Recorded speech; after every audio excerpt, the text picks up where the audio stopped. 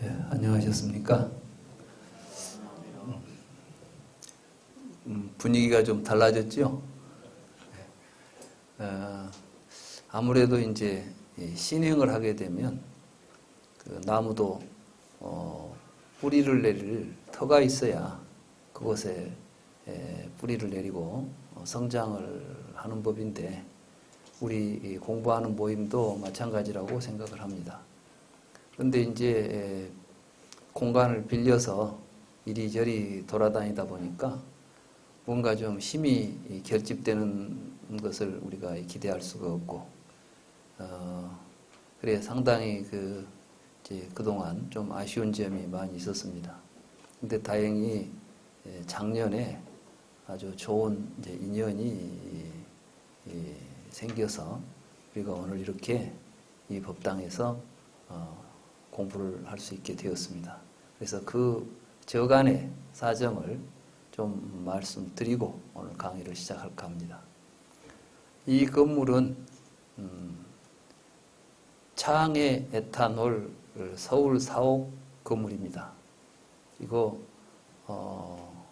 저희들에게 이 공간을 허락해 주신 분이 바로 창해 에탄올 그리고 보혜양조 회장님이신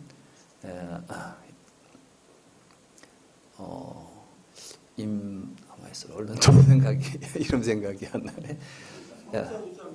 임자, 성자, 우자, 임성우 회장님께서 이제 저희들의 그 공부하는 공간을 이제 저희들에게 이렇게 배려를 해주셨습니다.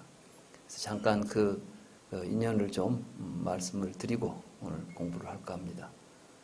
작년 이제 겨울 초겨울이었죠. 그러니까 12월 아마 그 광주 공부 모임이 이제 마지막 그 종강을 하는 날인데 제가 그 광주 종강을 하러 이제 그 공부하러 갔더니 보혜양조에서 회장님 당부를 듣고 저를 찾아오신 몇 분이 계셨어요. 근데 그분들께서 보혜양조의 임 회장님께서 저를 좀 한번 봤으면 좋겠다는 그런 뜻을 전해 주었습니다. 근데 사실은 이 보혜라는 이름이 이제 보혜는 목포에 있는 그 소주를 주로 해서 우리 이제 양조 회사죠. 그런데 보혜라는 이름이 우리 불교에 매우 굉장히 중요한 그 이름입니다. 그러니까 대비백년하경이라는 부처님의 그 본생경, 부처님 전생에 대한 이야기를 담고 있는 경이 있는데 거기 보면 보혜라고 하는 바라문이 아주 오래전에 무수억급 전에 부처님 해상에서 발심을 해가지고 부처가 될 원을 세우고 그 결과 서가모니 부처님이 되었다. 그러니까 서가모니 부처님의 전생에 보혜 바라문이었다고 하는 그러한 내용의 경이 있습니다. 제가 한 30여 년 전에 불경을 편찬해야 되겠다. 우리가 지금 모두 같이 볼 수 있는 그런 불경을 편찬해야 되겠다는 생각을 가지고 대장경을 열람하다가 이 경은 참 의미가 있는 경이다. 그래서 이 경을 번역을 해서 이제 우리가 앞으로 공부할 불경에 수록을 하면 좋겠다. 그래서 제가 이제 그걸 번역해 놓은 게 있었어요.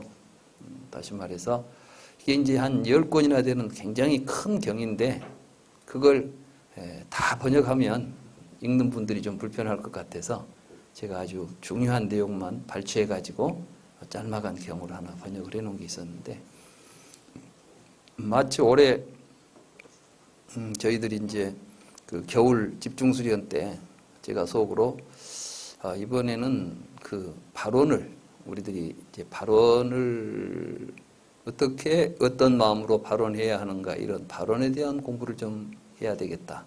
그러기 위해서는 이 대비백년하경이 내용이 참 좋구나.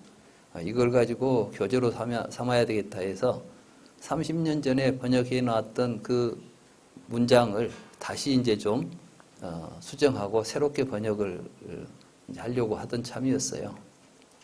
그런데 보혜 양조에서 왔다니까 저는 내심 보혜는 제가 이제 제 고향이고 어려서부터 그 보혜 상표를 익히 보았기 때문에 그 경을 읽은 뒤에 이 회사를 설립하신 분이 그 경을 알고 설립을 했을까? 사실은 그 경은 널리 알려진 경이 아니기 때문에 불교를 전공하는 사람들도 그런 경이 있는지도 모르는 경우가 허다한 경입니다. 그래서 그런데 보혜라는 이름을 가지고 그 회사의 이름이 보혜라서 좀 의아해했었어요. 근데 이제 보혜에서 왔다니까 저는 저기 놀랬죠. 그래서 아무튼 그러면 한번 기회를 봐서 한번 뵙기로 합시다 하고 이제 전해드렸는데 지난 그 광주 지역 광주 곡성굴의 그 집중수련 때 이제 제가 광주를 내려가게 되니까 그러면 좀 하루 먼저 와서 회장님을 좀 뵙고 뭐 이런저런 이야기를 좀 나누면 좋겠다 싶어서 제가 하루 먼저 갈 테니까 시간을 내서 만납시다 해서 제가 목포로 갔어요. 그래서 이제 어떻게 해서 나에 대해서 나를 알고 또 나를 보고 싶어 했는가 이렇게 이제 제가 물었더니 회장님께서 평소에 이제 불교를 열심히 공부하셨고 또 어머님께서 아주 신심이 돈독해가지고 그래서 어머님 영향을 이제 받아가지고 한 30여 년 동안 지금까지 매일 금강경을 독송하고 아침이면 일어나면 금강경 독송하는 것부터 이제 출발하신대요. 그리고 이미 이제 금강경은 다 암송을 하시더라고요. 그래가지고 그만큼 열심히 이제 공부를 하시면서 뭔가 우리가 살고 있는 이 사회를 자본주의 사회이기 때문에 기업가들의 역할이 참 중요하다. 그래서 이 기업이 해야 될 일이 돈 버는 일이 아니라 기업이 사회에 어떤 역할을 해야 할 텐데 그런 역할을 제대로 할 수 있는 그런 건 아무래도 이제 사상이나 종교가 필요할 거 아니냐. 그래서 이제 이분은 불교 정신을 가지고 기업을 운영하고 또 그것을 사회적으로 기업가가 할 수 있는 역할이 무엇인지를 찾고 싶었다는 겁니다. 그래서 이제 그동안 불교를 강의한다는 사람들의 강의를 여러 통로를 통해서 접하게 됐답니다.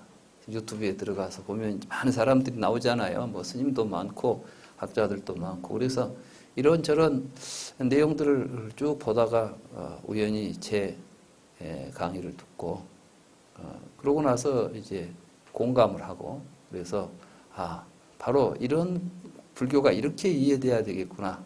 이렇게 된다면 여기에서 뭔가 또 회장님께서 그동안 생각했던 이런 일들을 할 수 있는 어떤 정신적인 좌표를 찾을 수가 있겠다. 이런 이제 확신을 가지고 저를 만나고 싶었답니다. 그래서 수년 전부터 아주 열심히 제 책을 공부하신다고 그러면서 이제 이분은 뭐 회사의 간부들한테 다 책을 막 사서 아마 회사 간부님들은 좀 곤란하시기도 할 거예요. 여기도 지금 창의 관계자분이 계십니다만은 또 좀 이따 제가 좀 소개해 올리겠습니다. 지금 여기 사시죠? 우리 변상훈 그 실장님 여기 창에 여기 이제 여러 가지 그 관리를 하시는 실장님께서 실은 지금 여기 이 여러 가지 이제 저희들이 다시 그 법당이나 강의실로 꾸미는데 아주 헌신적으로 도와주셨습니다. 그래서 오늘 이런 자리가 있게 됐으니까 먼저 우리 변상훈 실장님 좀 일어서셔서 감사합니다.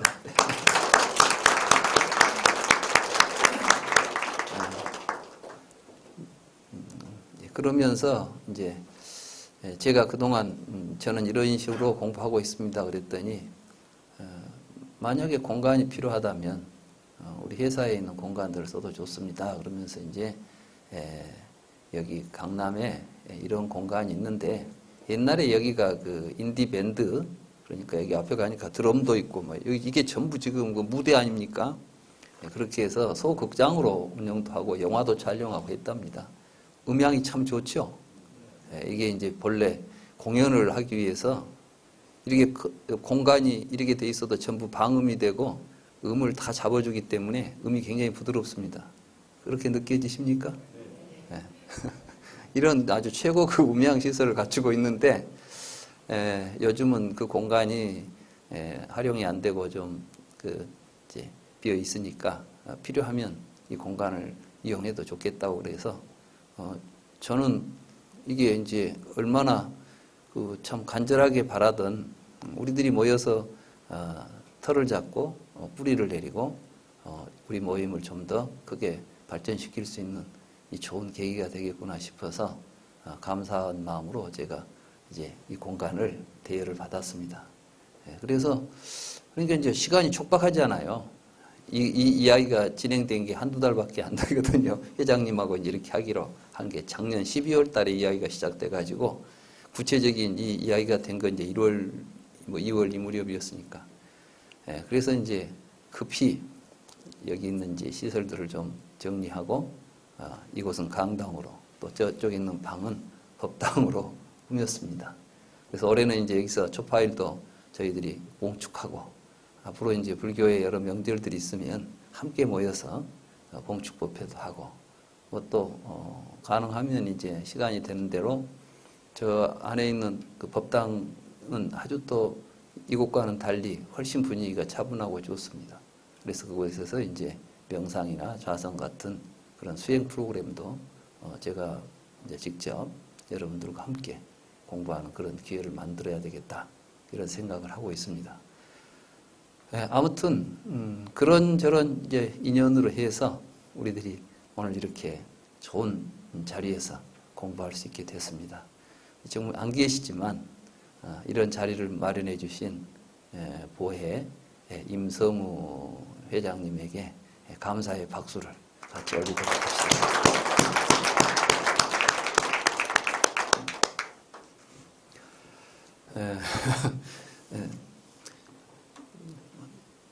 뭐 어둡지는 않습니까? 아마 책 보시기에는 너무 밝아도 그렇고 공부하기에는 이 정도 조명이면 아주 좋을 것 같습니다.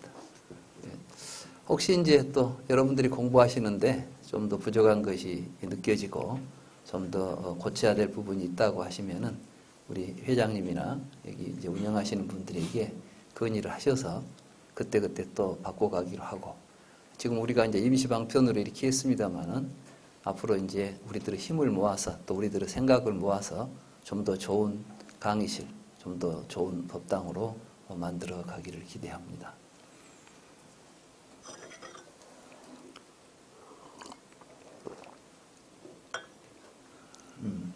근데 참 인연이 묘한 게 지금 앞에 있는 목탁이 있습니다. 그 목탁에 보면 임성우 회장님 이름이 새겨져 있어요. 근데 저 목탁이 회장님 그 어머님께서 목포의 그 무안에 있는 모구암이라는 남자에 다니시면서 거기에 기증을 했던 그 목탁이랍니다. 그래서 이제 그 삼형제 분이신데 삼형제 분의 이름을 목탁에다 새겨가지고 이제 법당에 놓고 부처님에게 불공을 올리도록 이렇게 했던 목탁인데, 근데 그 이제 모구암의 노스님께서 이제 열반하시기 전에 우리 광주 불교 광주 회장님 계시잖아요. 이용년 회장님. 그 이제 이용년 회장님이 모구암의 그 노스님을 오래전부터 이제 모시고 자주 들려서 그분을 이제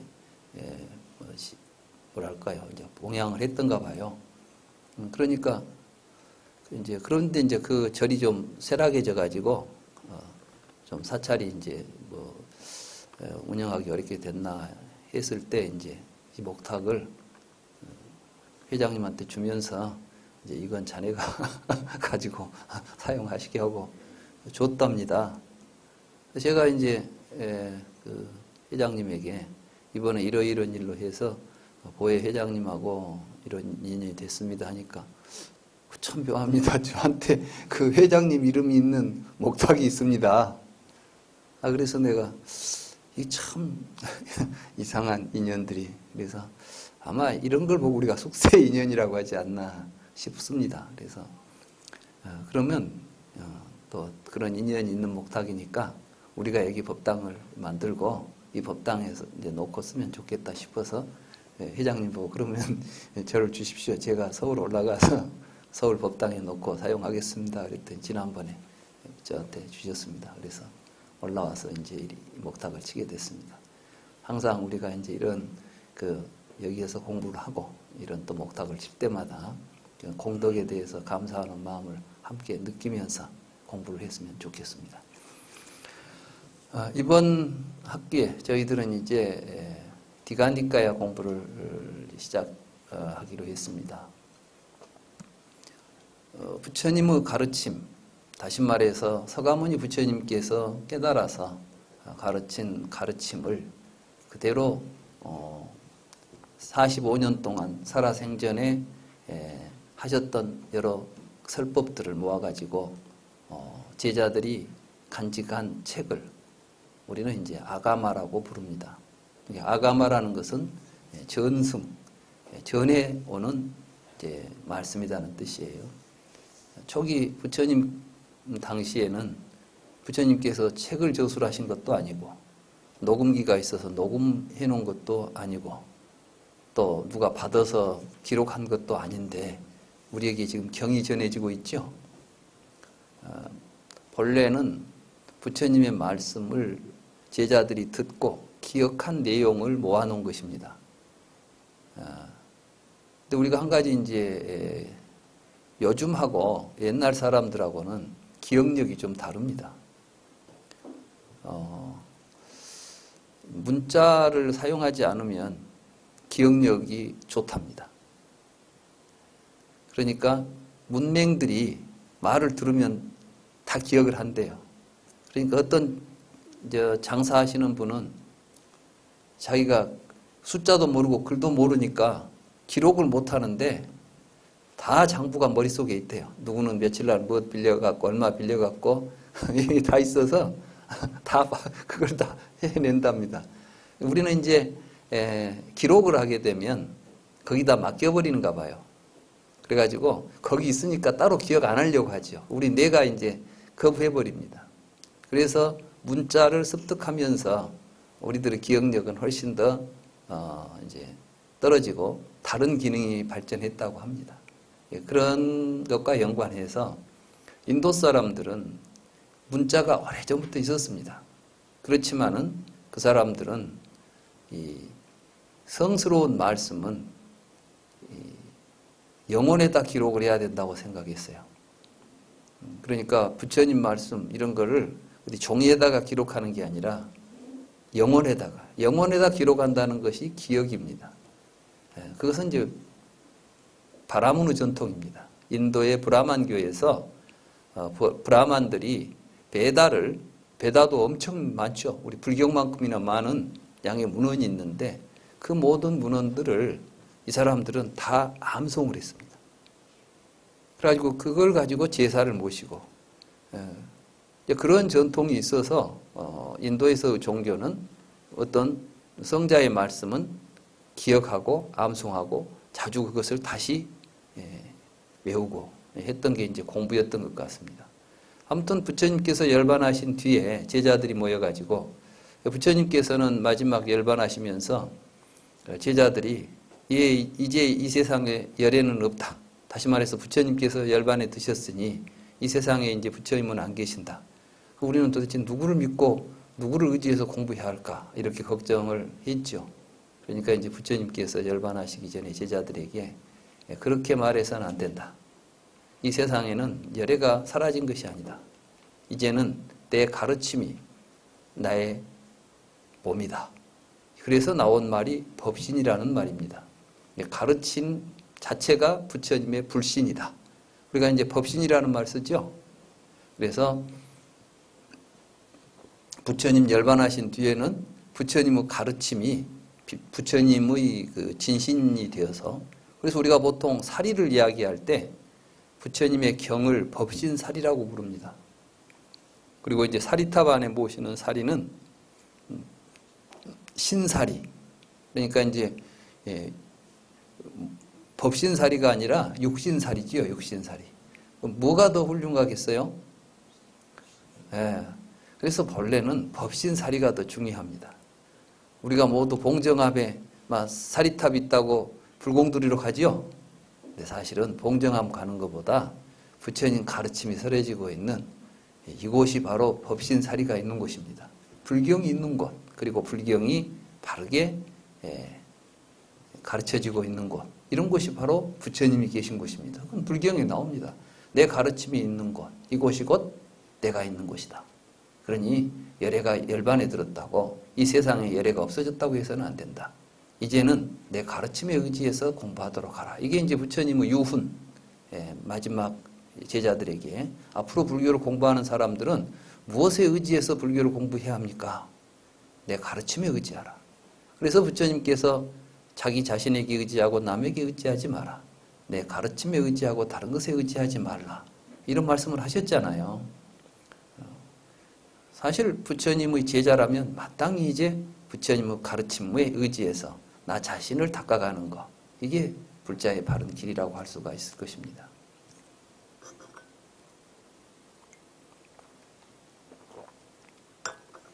그래서 부처님께서 열반하시자 제자들이 모여가지고 결집이라는 걸 하게 됩니다. 결집이라는 것은 모든 부처님의 말씀들이 이제 들은 사람들에 의해서 전승되고 있었을 거 아닙니까? 나는 이렇게 들은 이야기가 있으니까 그 들은 이야기들을 모아보는 겁니다. 한꺼번에. 물론 이제 전설에 의하면은 안한존자가 기억력도 좋고 부처님을 시봉하면서 부처님의 설법을 다 들었고 또 출가하기 전의 이야기는 다른 사람을 통해서 들어가지고 안한존자가 다 암송하고 있었다고 그래요. 부처님의 가르침을. 근데 이제 그건 전해오는 이야기가 되겠고 500비구가 모여서 결집을 했다는 것은 무엇을 의미하냐면은 그 당시 부처님의 가르침을 잘 이해하고 있던 훌륭한 스님들이 모여가지고 자기가 들은 이야기들을 전부 같이 꺼내놓고 하나로 이제 공유했다는 이야기로 생각하는 것이 좋겠습니다. 그렇기 때문에 거기 보면은 전부 우리 불경에는 나는 이렇게 들었다로 시작하죠. 한문으로는 여시야문 이렇게 시작하지 않습니까? 그러니까 이제 우리가 보고 있는 이 불경은 직접 자기가 들은 이야기를 우리에게 전해주는 것입니다. 그러니까 이제 이게 내가 들은 이야기를 다른 사람한테 전승을 해줬다 그래서 이걸 보고 아가마라고 불렀어요. 이 아가마라는 말을 이제 한문으로 번역할 때 아함이라고 번역을 했습니다. 그래서 이 아가마를 아함경이라는 이름으로 번역을 해가지고 이 아함경이 4가지 아함경이 한역돼가지고 한자로 번역이 돼가지고 북방으로 전래가 됐어요. 이제 우리 어디입니까? 저 해인사에 있는 팔만대장경 안에도 아함부라 그래가지고 이제 장아함, 중아함, 자바함, 증일함 이런 4 종류의 아함경이 있습니다. 그런가 하면 이제 이러한 그 전승되어 오는 부처님의 말씀 그리고 또 부처님께서 우리에게 설해 주신 계율 이런 내용들이 스리랑카로 BC 300년 전에 이제 전승이 됩니다. 그때 아쇼카 왕의 셋째 아들 마힌드라라고 하는 이제 그 장로가 부처님의 경과 율을 가지고 스리랑카로 내려가서 경률론 3장을 가지고 스리랑카로 내려가서 스리랑카의 법을 전했습니다. 그런데 이제 거기에 경전을 기록하고 있는 글이다. 그래서 이제 사람들이 인도에서 건너온 그 글을 빨리어라고 불렀어요. 그리고 이러한 빨리어로 된 경전들이 이렇게 이제 모아져 있을 거 아니에요. 전체적으로 모아져 있으니까 경을 모아놓은 그 덩어리를 우리가 니까야라고 부른 겁니다. 그래서 이제 이 니까야 가운데는 큰 경을 모아놓은 것을 디가니까야, 중간 크기를 모아놓은 것을 마찌마니까야, 여러 가지 교리별로 분류해서 모아놓은 것을 쌍유따니까야, 그 다음에 법수, 말하자면 1, 2, 3, 4 이런 숫자에 관계되는 그 법, 말하자면 3법이는 3법에다 넣고, 5는 5법에다 넣고, 4승제는 4법에다 넣고 이런 거 있잖아요. 그럼 이제 제1법, 2법, 3법, 4법 이렇게 법수를 하나씩 하나씩 이제 증가해 가면서 경을 편찬했다. 그래서 이런 걸 보고 이제 안구따라 니까야. 이게 이제 한문 경전에서는 증일아함경에 해당하는, 그리고 이제 이런 소 단위의 경들을 모아가지고 소부니까야 이렇게 해서 5부의 니까야가 전해지고 있습니다. 저는 한 10여 년 전부터 불경을 편찬해야 되겠다, 이런 이제 원을 세웠습니다. 물론 불경을 편찬해야 되겠다는 생각은 30년 전에 시도를 했었지만은, 그때는 이제 대승경전도 초기경전과 더불어서 8만 대장경을 대상으로 해가지고 이제 거기에서 중요한 경을 뽑아서 번역을 해야 되겠다고 야심차게 시작을 했는데, 이 8만 대장경이라는 게 이게 이제 이 양적으로도 그렇고, 이걸 어떤 식으로 해서 정말 모든 사람들이 부처님 말씀이라고 서로 수용하고 받아들일 수 있고 공유할 수 있는 내용으로서 책을 만들 수 있을까를 고민하면서 나름대로 이제 체계를 잡아서 했었어요. 작업을 했었는데 결국은 중도에 포기를 했습니다. 그리고 이제 광주 내려가서 전남대학교에 근무하면서 뭐 이제 학생들 가르치고 학교 생활 하느라고도 바빴지만은 머릿속에는 항상 불경을 어떤 식으로 불경을 만들어야 오늘 현대인들에게 부처님 법이 쉽게 또 누구나 더 가까이 부처님 법을 공부할 수 있을까, 이런 고민들을 쭉 하다가 한 10년 전에 부처님 말씀이니까, 불경이니까 서가모니 부처님 말씀만 가지고 불경을 만들어야 되겠다. 초기경전을 가지고 불경을 만들자. 그리고 대승경전은 제가 그동안 이제 대승경전과 근본경전들을 쭉 연구하다 보니까 부처님 말씀에서 하나도 벗어난 게 없어요. 말하자면 대승불교라고 해서 새로운 불교가 아니라는 것이죠. 그렇다면 구태여 부처님 말씀이 있는데 또 다른 대승경전까지 불경에 집어넣을 필요가 있겠는가? 이런 이제 생각이 들어가지고, 그렇다면은 불경은 초기경전, 아함경과 니까야로 한정해서 그 내용을 가지고 불경을 편찬해 보자. 그리고 대승경전에 대한 내용들은 지금 이제 대승의 해석에 많은 문제들이 있습니다. 요즘 이제 많은 학자들은 대승불교하고 초기불교하고는 전혀 사상적으로 맥락이 맞지 않다는 거예요. 대승은 대승이고 초기불교는 초기불교고 아비달마는 아비달마고, 다시 말해서 각 시대별로 나타나는 불교는 불교라는 이름으로 전승되고 있지만 그 내용은 전혀 별개의 내용들이다, 이런 식의 이해를 하고 있습니다. 근데 저는 제가 이제 그 철학적인 관점에서 분석해 보니까 초기 불교를 이해하지 못하면 대승 불교가 제대로 이해가 안 된다는 걸 알았습니다. 우리가 외우는 그 반야심경도 초기 불교를 이해하지 못하면 반야심경은 전혀 이해할 수가 없습니다. 우리들이 지금 반야심경을 외울 때 뭐 무안이비설시는 무색성양 미촉법 무슨 뜻인지도 모르고 외우지 않습니까? 왜 이게 의미가 통하지 않냐 하면 초기 경전에서 안이비설신이가 무엇을 의미하는지, 색성양 미촉법이 무엇을 의미하는지를 모르니까 한문으로 이제 문자로 보면 눈, 귀, 코, 혀 이런 게 없다 그렇게 돼 있잖아요. 무안이비설신의 눈, 귀, 코, 혀, 몸, 마음이 없다. 무슨 이야기를 하려고 지금 이런 이야기를 하고 있을까요? 이해가 안 되죠. 그래서 심오하다고만 하고 무슨 말인지는 모르겠고.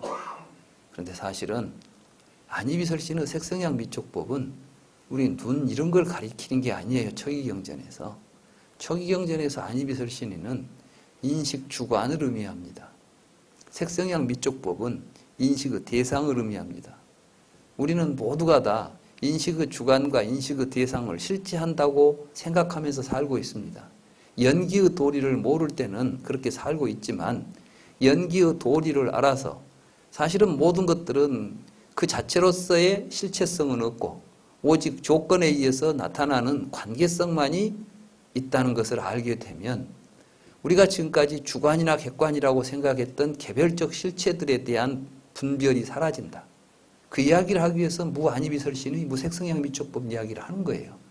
그러니까 분별심이 사라졌다는 이야기를 하는 것이지 지금 몸이 없어지고 막 눈이 없어지고 코가 없어진다는 이야기를 하는 게 아니란 말씀이에요.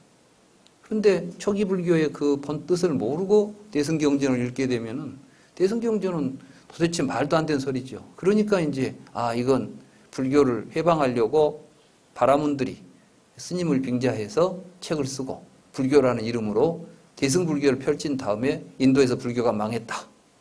뭐 이런 이제 또 주장들을 해요. 근데 불교가 망한 건 대승불교 때문에 망한 게 아니에요. 그건 이제 여러 가지 정치적인 상황이 있었기 때문이지. 네.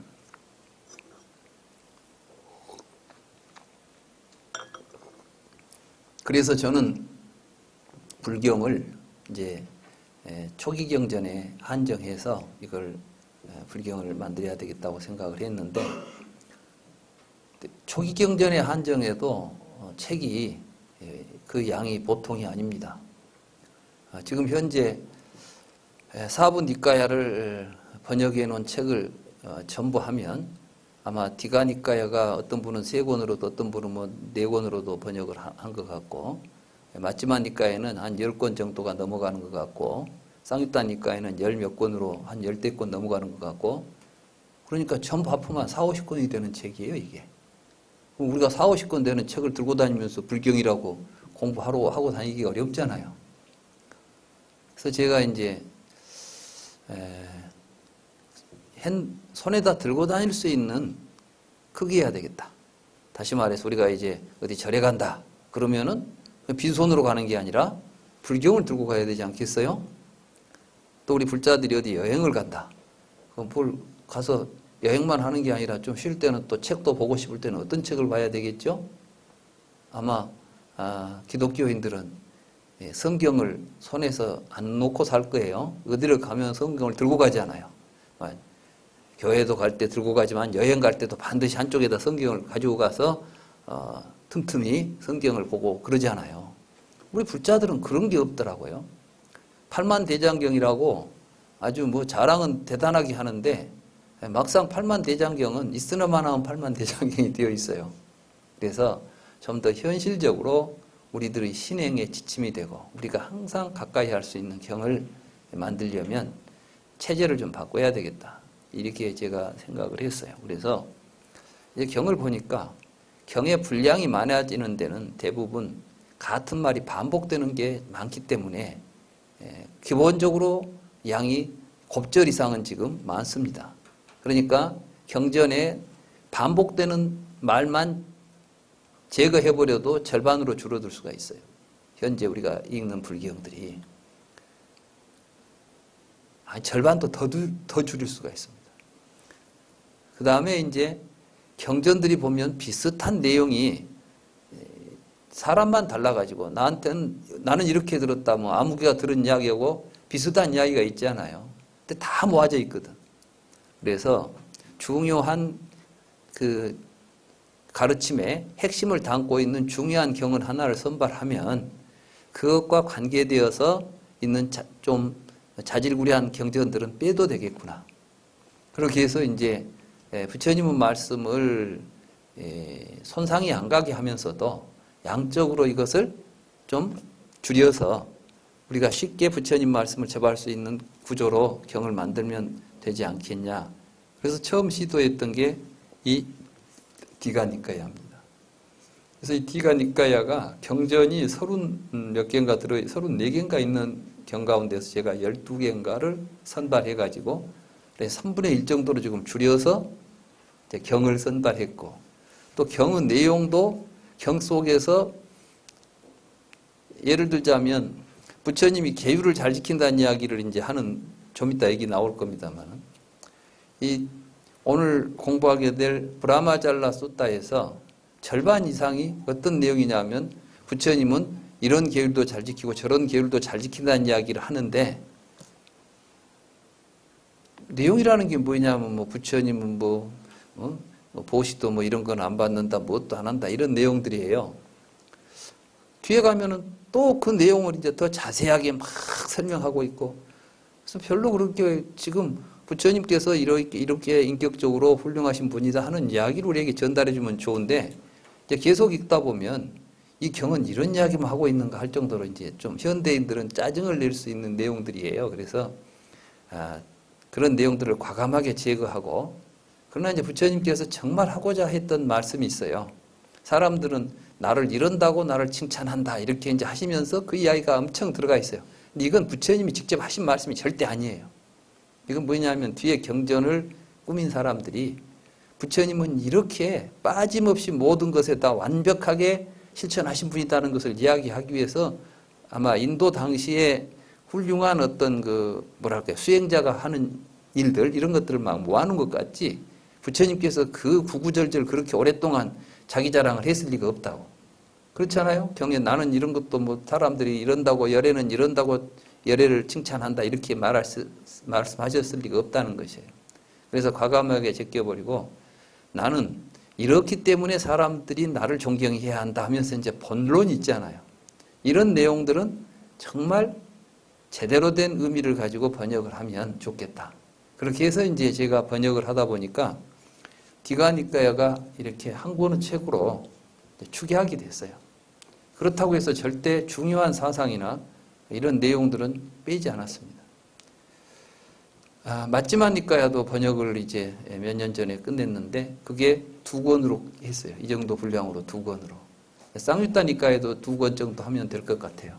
그래서 이제 앙부따라 니까야까지 하게 되면은, 그런데 책이 이 정도 되면 이런 책은 이제 우리가 보통 읽는 책이기 때문에 종이 질도 좀 두껍고 또 활자도 좀 큰 편이고 활자 사이도 좀 넓잖아요. 성경을 보면은 얇은 종이를 쓰지 않습니까?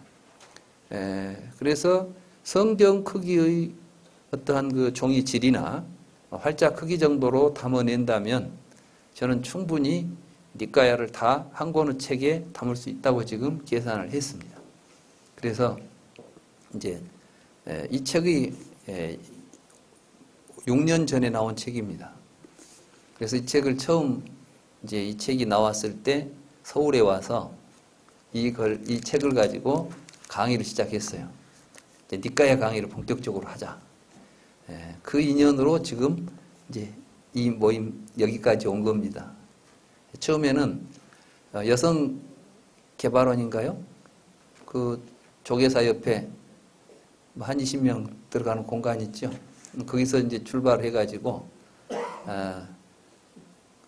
거기가 좀 더 좁고 좀 더 좋은 데가 있다 그래서 영어도서관으로 옮겨갔다가 영어도서관에서 또 법륜사로 갔다가 이제 드디어 우리가 이제 터잡고 공부할 수 있는 우리 집을 하나 이제 얻어서 온 것입니다. 그래서 이제 앞으로 니까야를 중심으로 해서 공부를 하고, 이 니까야를 잘 공부하게 되면은 결국은 대승경전까지 우리가 다 그 깊은 의미를 꿰뚫어 볼 수가 있습니다. 저는 제 경험상 그렇습니다. 그래서 저는 여러분들에게 이 공부를 하면서 이렇게 같이 공부해가지고 불교의 모든 여러 시대적으로 나타났던 여러 사상들이든 뭐든 다 그것을 관통해서 이리관지할 수 있는 안목을 기르는 공부를 해야 되겠고, 또 이러한 공부를 통해서 스스로 자기의 삶을 밝고 행복하게 만드는 그런 작업을 해야 하지 않겠는가. 그래서 저는 이제 우리 공부하는 목적이 첫째는 부처님의 말씀을 바르게 이해하고, 그 바른 이해를 통해서 불교의 역사를 바르게 이해하고, 그러한 부처님의 사상과 역사에 대한 올바른 이해를 토대로 해서 우리의 삶을 바로 세우고, 우리의 삶이 바로 섬으로 해서 나와 세계가 행복해지는 이러한 공부가 제가 여러분들과 하고 싶은 불교 공부입니다. 그래서 같이 그런 공부를 이제 해갔으면 좋겠고, 그러한 사업을 할 수 있는 기초가 될 수 있는 터전이 바로 이곳이 이제 시작이라는 것을 여러분들에게 말씀드리고 싶습니다.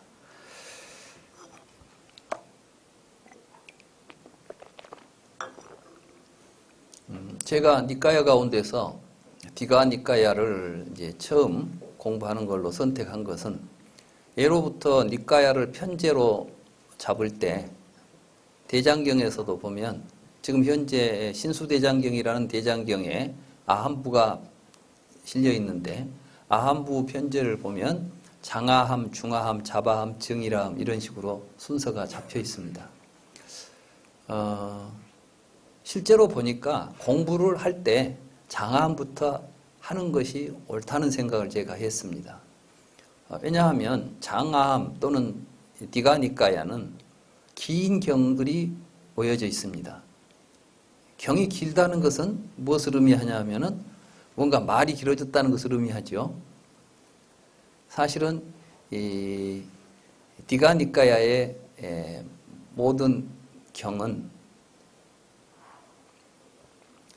길어진 이유가, 첫째는 외도 들어가고 대화가 많습니다. 그러니까 불교 사상이 아닌 인도 당시의 사상가들과의 만남을 통해서, 또 인도 당시의 사람들과의 만남을 통해서 부처님께서 지금 말씀을 하시는 거예요. 그러니까 결국은 불교 안에서 불교를 보는 게 아니라 불교와 상대되는 다른 관점에서 불교를 볼 수 있는 그런 내용들이 디가니까야에 참 많다는 것입니다. 그래서 이제 디가니까야에는 인도 당시의 사상을 볼 수도 있고, 이런 그 의식 세계, 다시 말해서 인도 사람들은 이러한 의식을 가지고 있을 때 부처님이 이런 생각을 가지고 이 사람들을 만나고 있구나, 이런 걸 우리가 이제 굉장히 생생하게 볼 수가 있습니다. 그래서 여기 보면 외도 사상들이 많이 나오고, 인도 당시 사람들이 생각했던 사유 구조, 또 내용, 이런 것들이 아주 자세하게 많이 나옵니다. 그래서 이제 보통 우리가 인도 철학에서도 고대 인도에 어떤 철학들이 있었는가, 사실 인도 사람들은 중국 사람들하고 좀 틀립니다. 중국 사람들은 역사 기록을 아주 철저하게 하죠. 이 사람들은 이 역사를 기록할 때 거짓을 기록하지 않기 위해서 목숨을 걸고 해요. 춘추필법이라고 그러죠. 춘추가 봄, 가을을 의미하는 게 아니에요. 춘추라는 것은 역사를 이야기하는 것입니다.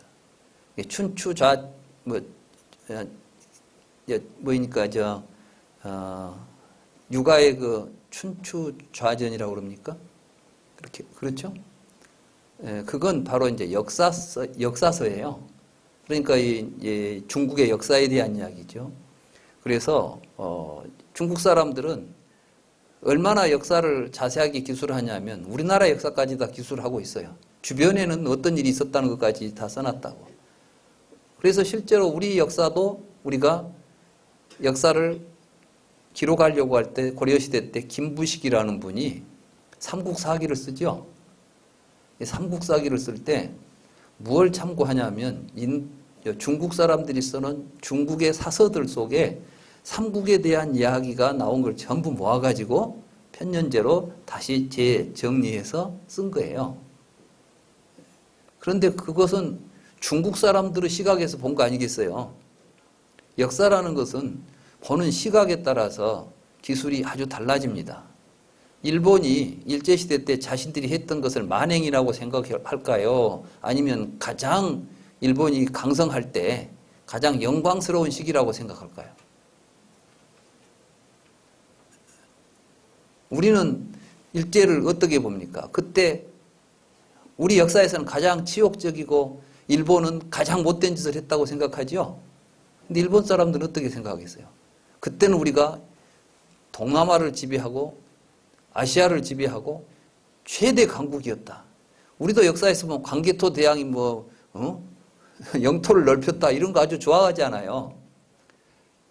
역사라는 것은 보는 시각에 따라서, 그러니까 우리는 무엇이 정의냐, 무엇이 옳고 그르냐 이런 것을 잣대를 어디다 고정시킬 수가 없어요. 결국은 우리는 우리 자신들이 기준이 될 수밖에 없으니까. 근데 삼국사기 같은 경우는 이제 우리 눈으로 본 게 아니라 중국 눈으로 본 역사이기 때문에 거기에서 이제 이련 스님이 우리 눈으로 본 우리 역사를 다시 쓰려고 했던 거예요. 이게 이제 삼국유사예요. 삼국유사에는 우리들 속에 전해 내려오는 역사 이야기입니다. 근데 우리의 역사는 기록이 안 되면 신화가 되고, 신화는 이제 구전이 되죠. 옛날 옛적의 이야기가 된단 말이에요. 근데 그 속에 사실은 역사적인 사실이 또 그 역사를 보는 우리들의 의식이 내재해 있다는 겁니다. 그래서 요즘 이제 삼국유사 연구하시는 분들은 삼국유사의 어떤 신화들이 실제로 그 당시 있었던 역사적인 어떤 사건을 보여주고 의미하고 있고, 그 사건이 지녔던 내면적 의미를 어떻게 은유하고 있는가, 이런 것들을 이제 우리가 보게 돼요. 그만큼 역사라는 것은 중요합니다. 근데 인도 사람들은 역사를 그렇게 중요시 않았어요. 그래서 그들에게는 그 오랜 전통이 있음에도 불구하고 기록된 역사가 없습니다. 실질적으로 인도에서 기록된 역사 가운데 가장 오래된 게 아쇼카 왕의 석주라고 그럽니다. 그러니까 아쇼카 왕이 BC 3세기에 부처님께 귀의하고 부처님의 4대 성지를 돌아다니면서 여기 아쇼카가 부처님의 성지를 참배하고 간다고 하면서 기둥을 세우고 거기다가 글을 써놨어요. 거기에 이제 그 당시 정세가 나오고 여러 가지 상황들이 나와서 지금 인도 역사의 그 기준점이 아쇼카 왕의 석주입니다. 그리고 그 석주 위에 사자가 이렇게 있었어요. 이 사자는 부처님을 상징하지 않아요. 말하자면 그 사자후, 모든 삿된 사상들을 다 제압해버리는 부처님의 가르침을 상징해서, 그래서 인도 문양이 사자예요. 인도는 힌두교 국가인데도 불구하고 아쇼카 왕의 석주에 있는 그 사자상을 국가의 상징으로 삼는 거예요. 그만큼 인도 역사에서는 아쇼카라는 인물이 중요합니다. 그러니까 사실은 기록이 없는 거예요. 예.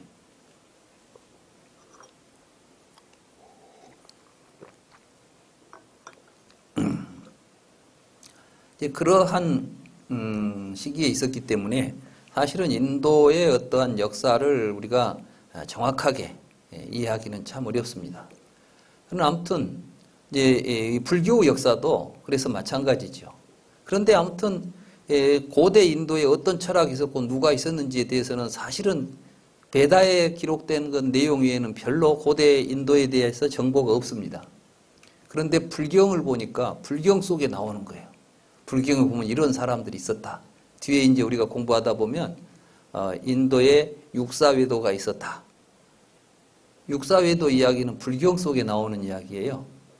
그런데 이제 고대 우리가 인도 철학을 공부하면 반드시, 그러니까 우리 불경은 불교 연구에만 필요한 책이 아니라 인도 고대 역사와 인도 고대 철학을 연구하려면 이 불경을 연구하지 않으면 안 됩니다.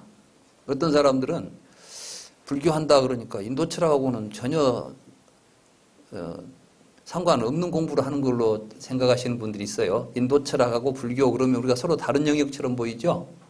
근데 실제로는 이제 인도 철학을, 고대 인도 철학을 하려면은 불경을 보지 않으면은 그런 철학을 제대로 이해할 수가 없다는 그런 점을 이제 말씀드립니다. 아무튼 이렇게 디가니까야에는 고대 인도의 철학과 풍습과 종교 이런 것들이 아주 잘 나와 있습니다. 그 풍토에서 부처님은 무슨 이야기를 했는가, 이런 걸 이제 볼 수가 있어요. 그래서 아마 이제 이 경을 같이 읽다 보면 불교 이외에 또 다른 여러 가지 인도의 역사와 문화를 볼 수 있는 그러한 재미도 있을 것입니다.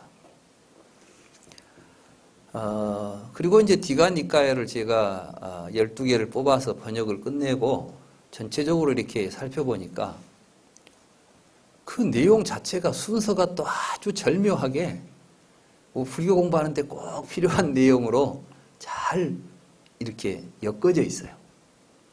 우리가 처음 오늘 공부할 내용은 브라마잘라 숫다입니다. 여러분들이 성경을 읽으면 제일 먼저 어떤 책이 나오죠? 창세기가 나오잖아요. 태초에 하나님이 천지를 창조하시니라. 우리가 살고 있는 이 세계가 어디에서 발원하고 있는지를 다 알고 싶어 해요. 그렇죠? 그럼 불교는 어디서 나온다 할까요? 불교는 그런 이야기가 없는 것 같죠? 디가니까에 나옵니다. 근데 사실은 여기 여러분들이 이제 일체 유심조라는 말씀 들어보셨죠? 그건 대승불교에서 한 말이라고 사람들이 알고 있어요. 물론 화엄경에 일체 유심조라는 표현이 나옵니다. 그러니까 화엄사상은 일심사상이고 유심사상이다 이렇게 말합니다. 근데 일심, 유심 이런 근본적인 사상은 부처님의 깨달음의 내용이에요. 부처님께서 하신 경전을 잘 살펴보면 그 이야기를 하고 있는 거예요. 그래서 이제 이 디가니까야의 그 제1경이 세상은 언제 생겼을까? 전생에는 얼마나 뭐가 있을까? 내세는 어떻게 될까? 이런 논란들에 대해서 이제 이야기를 합니다. 부처님이. 근데 세상 사람들이 하는 그런 이야기들은 다 사실은 근거 없는 이야기들이다. 그러면서 왜 이런 이야기들을 하게 되는가? 이런 이야기를 하게 된 원인은 그 세계가 어디에서 발원하는지를 몰랐기 때문에 그런 이야기를 하는 것이다. 그러면서 이제 우리의 마음에서 말하자면 초결에서 세상의 모든 사견들이 나타난다는 이야기를 하고 있어요. 좀 이따 이제 제가 강의를 통해서 구체적으로 말씀을 드리겠습니다만은 그래서 잘 읽어보면 태초에 하나님이 천지를 창조했다는 말이 얼마나 근거 없는 이야기인가. 또 그런 내용들은 왜 우리들이 그러한 내용들을 이건 잘못된 그릇된 내용이라고 비판해야 하는가. 이런 내용들을 잘 담고 있는 게 디가니까야 제1경 브라마잘라 수타입니다. 좀 이제 서설이 좀 길어졌습니다만은 이 브라마잘라라는 것은 브라마는 브라만천을 이야기합니다. 천신. 인도에는 인도 사람들은 이 세상이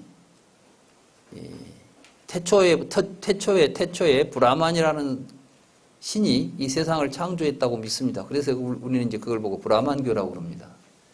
그리고 이제 이 브라만천에는 이 그물이 하늘에 그물이 있어서 그물의 모든 것이 다 이게 이제 비쳐서 하나도 물샐 틈 없이 모든 것을 다 이렇게 비춰볼 수 있는 망이 있다고 그래요. 혹시 그 인드라망이라고 들어보셨어요? 인드라망? 인드라망도 있고, 그러니까 인도 사람들은 어떤 그 천상의 하늘에 그런 그 망이 있다고 생각했던 거 봐요, 그물이. 인드라망은 제석천의 그물입니다. 인드라는 제석천이니까. 근데 또 범천에도 그물이 있다고 하는 게 범망이에요. 브라마잘라죠. 잘라라는 것은 그물이란 뜻이고, 브라마는 범천이란 뜻입니다. 근데 여기서 왜 갑자기 범천에 그물이라는 말을 했을까? 이 경에서는 사견을 걸러냅니다. 우리가 그물로는 물고기 잡는 그물로는 물고기를 잡죠.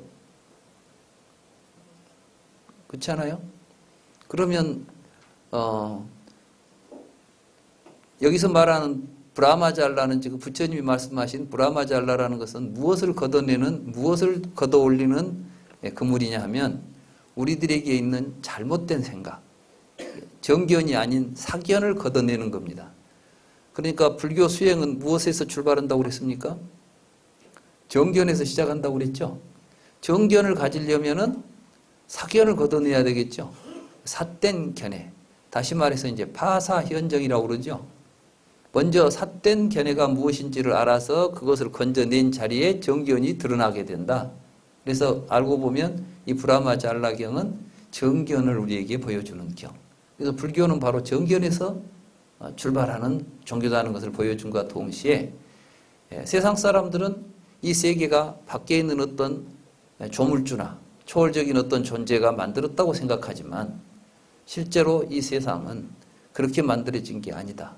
우리들이 중생들이 사는 세계는 어디에서 발원하는가 이런 문제들을 사실은 잘 담고 있습니다. 근데 이 경이 그런 내용이구나 하고 보지 않고 읽으면 그런 내용이 있는지도 사실은 잘 알아내기가 어렵죠. 그래서 이제 이걸 좀 더 그런 내용이 있다는 것을 정확하게 이해시킬 수 있는 조력자가 필요합니다. 제가 여러분들에게 이제 이 조력자가 돼가지고 여러분들이 좀 더 편안하게 이 경의 내용을 이해할 수 있도록 도와드리기로 하겠습니다.